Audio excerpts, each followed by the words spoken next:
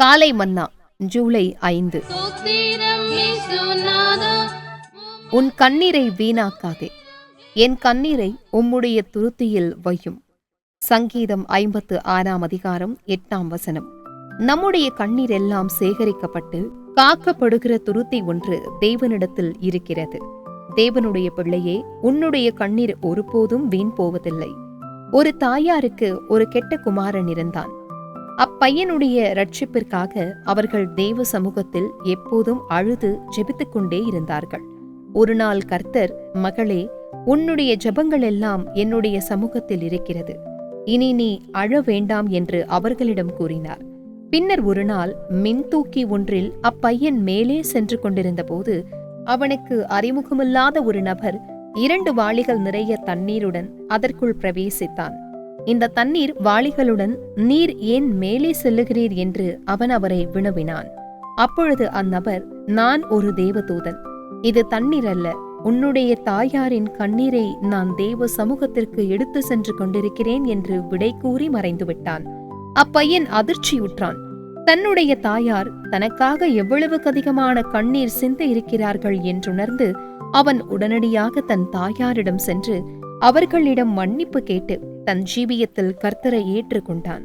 தம்முடைய கண்ணீர் துருத்தியில் தேவன் எவ்வகையான கண்ணீரை சேகரித்துக் கொண்டிருக்கிறார்? ஒருவேளை நீங்கள் சிந்துகிற கண்ணீர் எல்லாம் அந்த துருத்தியில் சேகரிக்கப்படாமற் போகக்கூடும். உலக ஜனங்கள் தங்களுடைய பணம், வேலை, பதவி, பட்டம், கனம் போன்றவற்றை இழக்கும் போது கண்ணீர் சிந்துகிறார்கள்.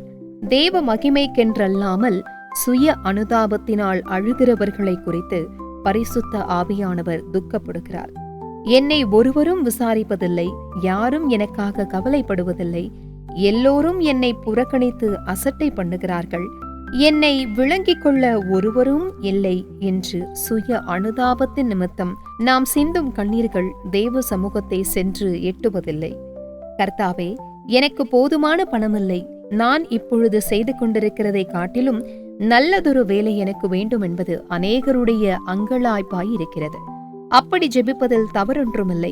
ஆனால் பூமிக்குரிய தேவைகளுக்காக நீங்கள் உங்கள் கண்ணீரை வீணாக்காதீர்கள். நம்முடைய உடலமைப்பில் ஒரு குறிப்பிட்ட அளவு கண்ணீர் மட்டுமே உள்ளது என்று மருத்துவர்கள் கூறுகின்றனர். இவ்வுலக பிரகாரமான காரியங்களுக்காக நீங்கள் உங்கள் கண்ணீரை வீணாக செலவழித்து விடுகிறீர்கள் என்றால் ஆவிக்குரிய காரியங்களுக்காக சிந்துவதற்கு உங்களுக்கு கண்ணீரே இராது. நீங்கள் பொருள் சம்பந்தமான ஆசீர்வாதங்களுக்காக கண்ணீர் சிந்தி அவைகளை பெற்றுக்கொண்டாலும் நீங்கள் மரிக்கும்போது வெறுமையாகத்தானே செல்ல வேண்டியதாகும்.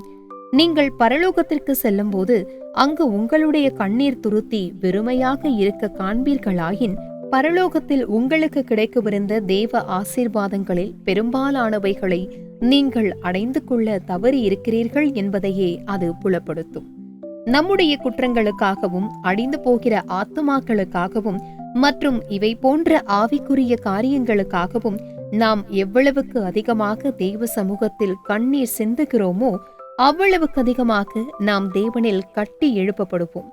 அப்படிப்பட்ட கண்ணீர் எல்லாம் தேவனுடைய துருத்தியில் சேகரித்து வைக்கப்படும். அந்த கண்ணீருக்கெல்லாம் தக்க பிரதிபலனை அவர் நமக்கு அருளுவார். கர்த்தருக்கு ஸ்தோத்திரம். Morning Manna, July 5th, 2026.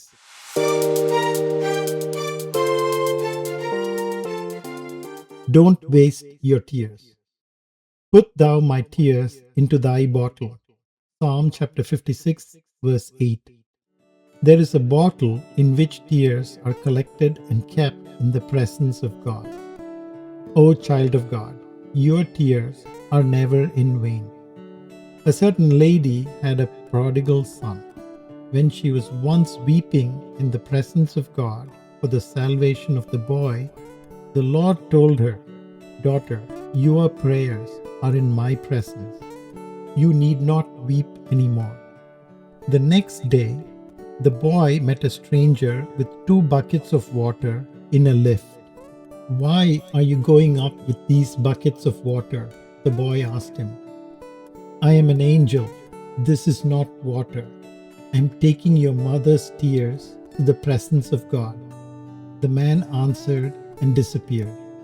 The boy had a shock. How much tears my mom has shed for me. he thought. He straightway went to his mother, apologized to her, and accepted the Lord into his life. What type of tears does God collect in his tear bottle? All your tears may not go into that bottle. The people of the world weep when they lose their money, job, position, honor, title, etc.